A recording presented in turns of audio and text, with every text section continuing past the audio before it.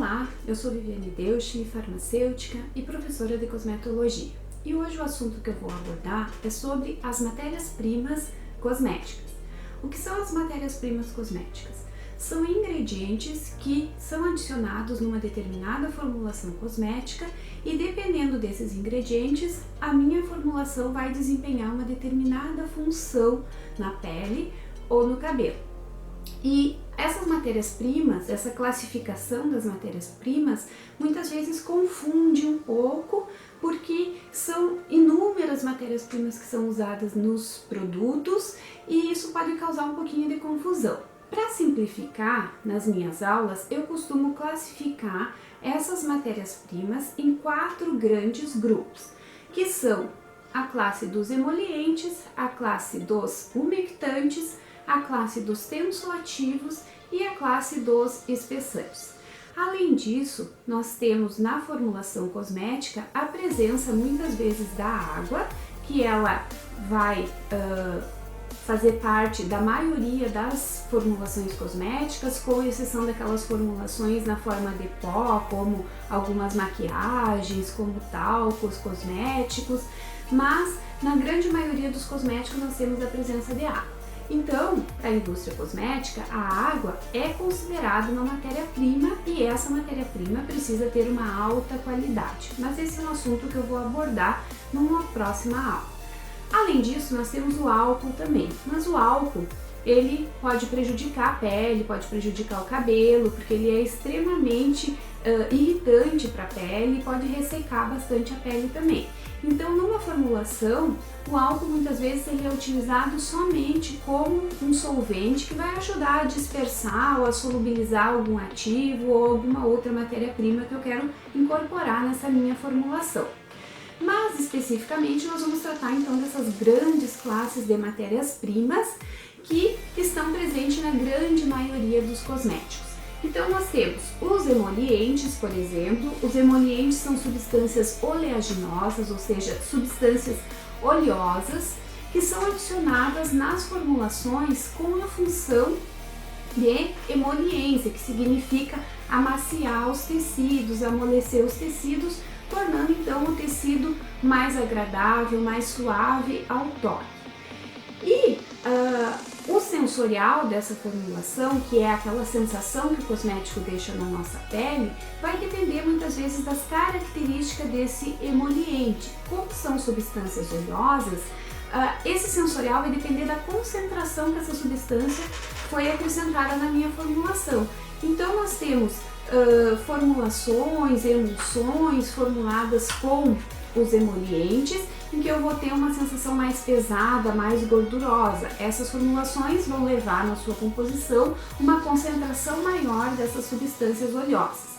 E depois nós temos sensoriais, então, com concentrações intermediárias dos emolientes e com concentrações bem baixas desses emolientes, que são aquelas formulações que vão deixar um toque mais suave, um sensorial mais suave, mais agradável para a nossa pele.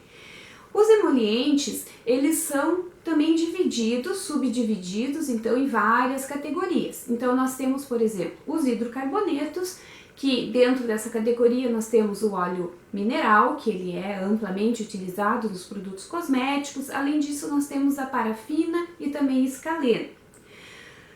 Uma outra classe dentro dos emolientes que são muito empregadas são os ácidos carboxílicos graxos, por exemplo, o ácido láurico, o ácido esteárico, o ácido mirístico, que são também muito utilizados nas formulações.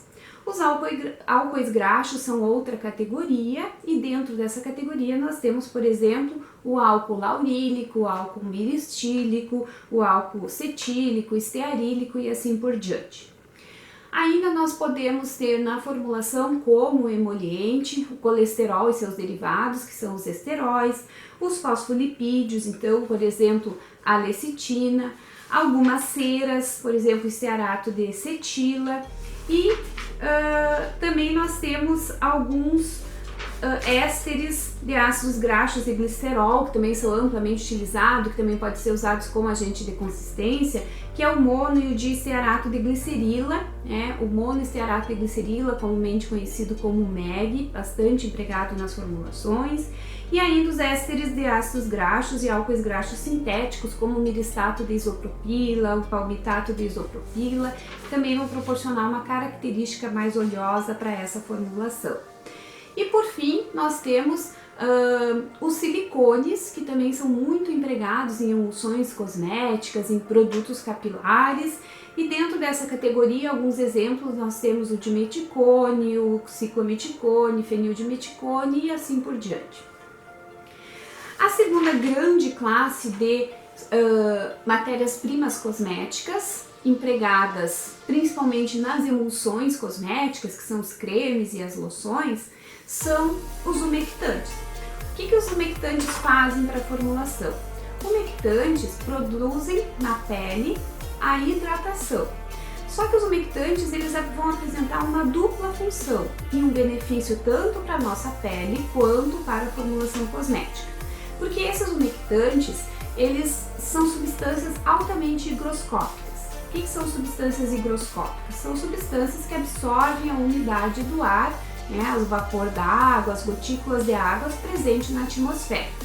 Então o umectante ele vai ter um benefício tanto para a minha pele, porque vai absorver essa umidade do ar, fazendo com que essas gotículas se depositem na superfície da pele, na superfície da camada córnea, promovendo a hidratação da pele. Mas também o segundo benefício é em relação à formulação cosmética, porque uma emulsão, por exemplo, ela vai ser constituída de água, de uma fase aquosa e de uma fase oleosa. E com o tempo, no passar do tempo, é natural que essa formulação ela também perca a água. Então o umectante para a formulação é bastante importante porque vai evitar o ressecamento, a formação daquela crosta na superfície da formulação. Então ajuda a manter a estabilidade também dessa formulação. Os umectantes também é uma classe bastante ampla, constituído de diversas matérias-primas, diversos exemplos de matérias-primas, mas as substâncias mais utilizadas dentro dessa categoria dos umectantes são o glicerol, que é a glicerina, o polietileno glicol, que são os PEGs, que tem vários pesos moleculares, são aqueles numerozinhos do lado do PEG, que quanto menor esse número, menor o peso molecular, e esse PEG se apresenta então na forma líquida, e os PEGs com alto peso molecular, com peso molecular maior, que são aqueles numerozinhos maiores que a gente verifica nos ingredientes das formulações, que são os PEGs então com uma consistência mais pastosa, mais em formato de cera, mais sólida. Além então dos polietileno-glicóis, temos também o propileno-glicol. Ele é muito utilizado em formulações cosméticas e além do umectante, o propileno-glicol também ele tem um efeito antibacteriano que ajuda também a manter a estabilidade da formulação em relação à contaminação microbiana. E além disso, além do glicerol, do PEG e do propileno-glicol, nós temos o sorbitol, que também é muito utilizado nas formulações. Então, essas substâncias vão garantir a hidratação da pele e a manutenção, então, da hidratação da formulação também. Além disso, nós temos os tensoativos, é uma classe bastante ampla, uma classe grande, de matérias-primas. Existem vários exemplos, então, de tensoativos. E qual é a característica desses tensoativos? O tensoativo, ele é uma molécula anfifílica. O que é uma molécula anfifílica? É uma molécula que apresenta duas regiões, uma região polar, que ela é chamada de cabeça da molécula, e ela apresenta característica polar e vai ter uma afinidade maior com a água, obviamente. Além disso, o tensoativo ele tem uma cauda, então essa cauda ela é representada por uma cadeia carbônica, e essa cadeia carbônica vai fornecer então as características apolares para o tensoativo. E essa região da molécula vai ter uma propriedade então de se ligar com óleos. Então, onde que são empregados os tensoativos? Eles são empregados nas emulsões, porque para eu fazer uma emulsão eu preciso unir duas fases que não se misturam quimicamente, que é uma fase aquosa e uma fase oleosa, mas com a adição desse tensoativo, que especificamente para minha emulsão ele é chamado de emulsionante, ele vai quebrar essa tensão que existe entre as duas fases e vai promover então a mistura dessas duas fases e garantir a estabilidade da minha emulsão. Além disso, o tensoativo ele é utilizado também em condicionadores para cabelo, em shampoos capilares, em sabonetes líquidos. É uma classe bastante utilizada dentro da cosmetologia. Os tensoativos eles são subdivididos de acordo com a carga elétrica. Então nós temos os tensoativos aniônicos, são aqueles tensoativos que aquela regiãozinha polar em solução aquosa ela vai evidenciar uma carga negativa, vai apresentar carga negativa. Esses tensoativos aniônicos eles apresentam como característica a detergência, então eles são utilizados em shampoos para promover a limpeza do couro cabeludo e do cabelo, retirar as impurezas e também responsáveis por promover a espuma da formulação. Exemplo, então, dentro dessa classe, um exemplo clássico de tensoativo aniônico é o lauril éter sulfato de sódio. Os tensoativos catiônicos, eles apresentam então carga positiva quando em solução aquosa. Esses tensoativos, eles são principalmente utilizados nos condicionadores capilares e o grande exemplo mais conhecido é o cloreto de acetiltrimetilamônico. Essa carga positiva do tensoativo catiônico do condicionador vai neutralizar aquela carga negativa que ficou do shampoo devido à presença do tensoativo aniônico. Então é por isso que o condicionador ele promove o desembaraçamento do fio de cabelo, e redução então das cargas estáticas que ficam depositadas no fio de cabelo e promove então uma sensação de cabelo mais fino, mais liso, por neutralização dessas cargas. Os tensoativos anfóteros, eles são tensoativos que apresentam tanto carga positiva quanto carga negativa, dependendo do pH do meio em que ele se encontra. Então, se um tensoativo anfótero estiver no meio alcalino, ele vai apresentar carga negativa. Se ele estiver no meio ácido, ele vai apresentar carga positiva. Os tensoativos anfóteros, eles são também utilizados em shampoos que são chamados de tensoativos secundários. Eles vão ajudar a estabilizar a espuma, fazer com que essa espuma ela permaneça por um tempo maior, fique mais consistente e não se desfaça muito rapidamente. Além disso, ele ajuda na consistência do shampoo. Mas o tensoativo anfótero, ele não promove espuma e ele não promove a limpeza do fio de cabelo. Então, por isso que ele é chamado de tensoativo secundário. E por último, nós temos os tensoativos não iônicos. Esses tensoativos, então, eles são neutros, não apresentam carga elétrica.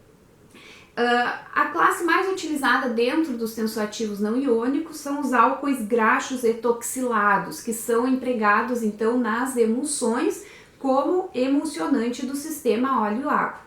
Exemplos então dos tensoativos não iônicos, nós temos o álcool cetílico etoxilado, álcool laurílico etoxilado e assim por diante. Em relação aos espessantes, os espessantes eles são também subdivididos em dois grandes grupos, que são o grupo dos espessantes orgânicos e dos espessantes inorgânicos. Dentro dos orgânicos, eles também são divididos em duas partes. Os espessantes orgânicos de fase oleosa, que nós temos lá álcoois graxos, ésteres de álcoois graxos, que são mais empregados nas emulsões cosméticas a fim de dar uma maior consistência, de promover uma viscosidade maior para esse sistema. E os espessantes orgânicos de fase aquosa, que também são conhecidos como agentes geleificantes, também são empregados na formulações de géis, mas também eu posso empregar numa emulsão. Então, exemplos desses tensoativos, desses espessantes orgânicos de fase aquosa são, por exemplo, hidratos de carbono e polímeros orgânicos sintéticos, como os polímeros do ácido acrílico, que é o carbopol, muito utilizado também na cosmetologia. E dentro dos espessantes inorgânicos, nós temos os eletrólitos. O eletrólito mais comumente empregado, mais conhecido, é o cloreto de sódio, que ele é um espessante muito usado em shampoo, para promover então o aumento da viscosidade e o aumento da consistência. O agente de consistência, que é o espessante, ele vai ser responsável então pela viscosidade desse sistema. Então, numa emulsão, por exemplo, eu posso ter emulsões de diferentes viscosidades. Então, se eu tiver uma emulsão que tem uma concentração maior de espessante, que vai ser uma emulsão mais viscosa, mais consistente, eu vou chamar ela de creme. E para as emulsões menos consistentes, menos viscosas, nós damos o nome de loção cremosa. São loções, as loções então são emulsões de baixa viscosidade. Em relação às matérias-primas cosméticas, eram essas as considerações que eu gostaria de fazer para tornar o estudo dessas matérias-primas um pouco mais simplificado, um pouco mais prático, principalmente para os estudantes de farmácia, estudantes de estética. E eu espero que vocês tenham gostado desse primeiro vídeo.